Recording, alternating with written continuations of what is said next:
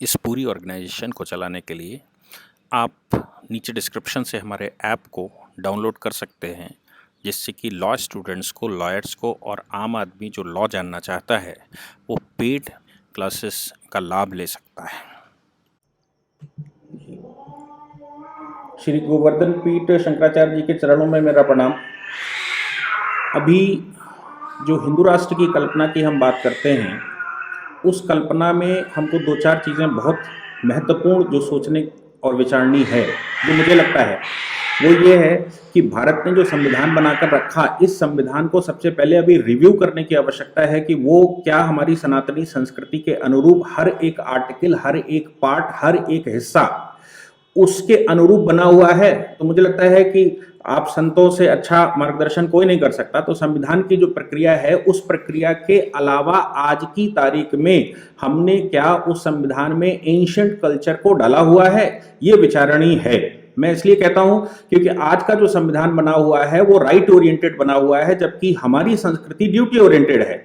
और पूरी की पूरी संस्कृति ड्यूटी ओरिएंटेड होने के नाते सूत्र में हमने पिरोया है, और सूत्रों के आधार पर समय समय पर परिवर्तन संसार का नियम है ऐसा मानते हुए हम लगातार परिवर्तन करते रहे हैं। तो सबसे पहली आवश्यकता यह पड़ती है कि ये जो संविधान हमने बनाकर रखा है हमारे देश के लिए, ये संविधान क्या हमारी संस्कृति के अनुरूप है, और हमारी इस पार्टिकुलर ज्योग्राफी में जो हिंदू की परिभाषा ऑनरेबल सुप्रीम कोर्ट ने की है, वो क्या पेरुमल के जजमेंट की परिभाषा के अनुरूप हमने हिंदू संस्कृति के अनुसार ही संविधान को बनाया है। दूसरी बात यह है कि हिंदू क्या है, यह सबसे बड़ी महत्वपूर्ण बात है। और मैं बड़े अफसोस के साथ कह रहा हूं कि डॉक्टर गंगा प्रसाद जी अभी कह रहे थे कि मणिपुर में 15वीं सदी में ऐसे हुआ। मैं सुनकर बड़ा आहत हुआ कि 15वीं सदी में कोई मूर्ति दी गई और वहां से हिंदुइज्म की शुरुआत वहां पर होती है, और वो कहते हैं उससे पहले धर्म नहीं था। तो सबसे पहली जो आवश्यकता हमको पड़ रही है, वो मुझे लगता है कि हमारे यहाँ के वाइस चांसलर और आपसे ज्यादा बुद्धिजीवी वर्ग, लिखित में तो नहीं हम मानते हैं कि कोई और है, ऐसी परिस्थिति में सबसे पहले संस्कृति क्या, संस्कार क्या, हिंदू क्या, हिंदुइज्म क्या, और संविधानों में उसका रूप क्या, और संविधानों में उसका स्वरूप क्या है भी कि नहीं है। हिंदू की परिभाषा हिंदू लॉ में जो दे रखी है वो सही है, या हिंदू की परिभाषा जो सनातनी परिभाषा है वो सही है, और परिभाषा कहां से आती है। इन विषयों पर मुझे लगता है कि बहुत काम करने की हमको आवश्यकता है। मैंने बहुत प्रयास किया है और मैं लगातार उन पर कुछ ना कुछ लेक्चर देता हूं, लेकिन फिर भी हमें आचार्यों का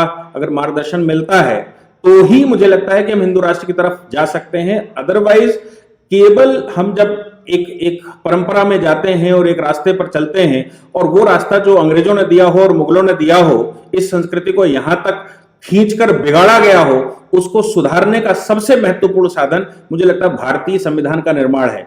इसको कतई भी कंटेम्प्ट ऑफ कोर्ट के रूप में नहीं लेना चाहिए, क्योंकि ऑनरेबल सुप्रीम कोर्ट कई एक जजमेंट्स में ये कह चुका है कि जो संविधान बना हुआ है, संविधान के बेसिक स्ट्रक्चर के विरोध में संविधान भी असंवैधानिक है। और जब हम उसकी परिभाषा करते हैं तो वो परिभाषा कहता है कि भाई संविधान को कैसे वैधानिक और संवैधानिक कहोगे, क्योंकि संविधान के अनुसार ही संविधान संवैधानिक और असंवैधानिक हम कहते हैं। तो ऐसी परिस्थिति में ऑनरेबल सुप्रीम कोर्ट ने कहा कि देखिए, जहां पर पब्लिक पॉलिसी भारत की है और भारत की पब्लिक पॉलिसी के अगेंस्ट में जब संविधान जाए तो वो हिस्सा भी असंवैधानिक है। अब ये पब्लिक पॉलिसी जो भारत की है वो कहीं डिफाइंड नहीं है कि लोक नीति भारत की क्या है। लोक नीति भारत की भारत के संस्कारों, भारत की संस्कृति और भारत के मूल्यों में है, जहां पर इतनी सारी भाषाएं, इतने सारे रीजनलिज्म, इतनी सारी व्यवस्थाएं, और उनके बावजूद हमारे शंकराचार्यों ने उनको एक रूप लाकर रखा, पूर्व से पश्चिम और उत्तर से दक्षिण। उन चीजों को पुनर्जागृत संविधान में करना होगा। अगर हम संविधान में उनको पुनर्जागृत नहीं कर पाते तो मुझे लगता है कि जो आने वाली पीढ़ी जो आज की संस्कृति को पढ़ रही है, जो आज के संविधानों को पढ़ रही है और इन संविधानों के अनुरूप वो परिभाषित कर रहे हैं, हम उनको कभी शिक्षित ही नहीं कर पाएंगे। और जब हम उनको शिक्षित नहीं कर पाएंगे तो मुझे नहीं लगता कि हम बहुत ज्यादा सुधारात्मक कार्य कर सकते हैं, क्योंकि हमको बच्चे से शुरुआत करनी पड़ेगी। हमारे यहाँ के आज के जो सबसे ज्यादा तथाकथित बुद्धिजीवी वर्ग है, जो अपने आप को सबसे ज्यादा पढ़ा लिखा मानता है, उसको ही हिंदू की परिभाषा और संविधान की मूल भावनाएं नहीं मालूम कि समय समय पर हिंदुस्तान में संविधान कैसे बनाए गए, और वो संविधान सूत्रों से शास्त्रों पर या धर्मशास्त्रों पर हम कैसे आए, और उनके सूत्र कहां पिरोकर हमने रखे, और उन सूत्रों के अनुरूप क्या हम बार बार संविधानों में संशोधन कर पाए। आज का आधुनिक संविधान भी क्या उसके सूत्रों के अनुरूप है? अगर सूत्रों के अनुरूप नहीं होगा तो किसी भी देश को कोई संविधान कभी चला नहीं पाया। और अगर संविधान उस संस्कृति के विरुद्ध में बना है तो वो देश अपने आप क्षरण पर चले गए हैं और उन पर परतंत्रियों ने शासन किया है। ये इतिहास पूरे विश्व का है। तो क्या भारत को बचाने के लिए भारत के संविधान को आज भारत की संस्कृति के अनुरूप भारत के संविधान के सुप्रीम कोर्ट के जो जजमेंट है पब्लिक पॉलिसी के, उन जजमेंटों के अनुरूप क्या पुनर्विचारण करने की आवश्यकता है? मैं इसलिए पुनः इस बात को बार बार आग्रह करता हूं कि भारत के संविधान पर हमको लगातार कंसंट्रेट करना चाहिए। और सुप्रीम कोर्ट में भी ये फेवर में गया है कि बेसिक स्ट्रक्चर जो है वो क्या है। उन्होंने बार बार कहा है कि बेसिक स्ट्रक्चर लोक नीति है भारत की। और लोक नीति क्या है ये परम आदरणीय ही बता सकते हैं। इसमें हम जैसे सामान्य लोग नहीं बता सकते। हम सामान्य लोग तो आधुनिक समय पर जो विश्व के संविधान चल रहे हैं उनके अनुरूप कैसे ढाला जाए और उनको कैसे मिलाया जाए, इतना ही बता सकते हैं।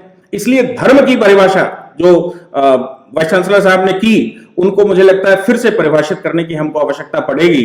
और जब तक हम धर्म की परिभाषा नहीं जानेंगे तब तक हम संप्रदाय को धर्म में मिक्स करते रहेंगे। और जब तक हम संप्रदाय को धर्म में मिक्स करते रहेंगे तब तक हम धर्म, हिंदू राष्ट्र, हिंदू धर्म, हिंदू संस्कृति को स्थापित करने में सक्षम नहीं हो पाएंगे। और ये ऐसा जो गोलमाल चल रहा है वो चलता रहेगा। एक 10% लोग, 5% लोग जो संस्कृति को जानते हैं उनके दम पर राष्ट्र तो चलता रहेगा, लेकिन पूर्णता कब आएगी? पूर्णता आने के लिए मुझे लगता है कि एक एक बच्चे को वो पाठ्यक्रम पढ़ाना पड़ेगा जो पाठ्यक्रम की आवश्यकता इस राष्ट्र को है।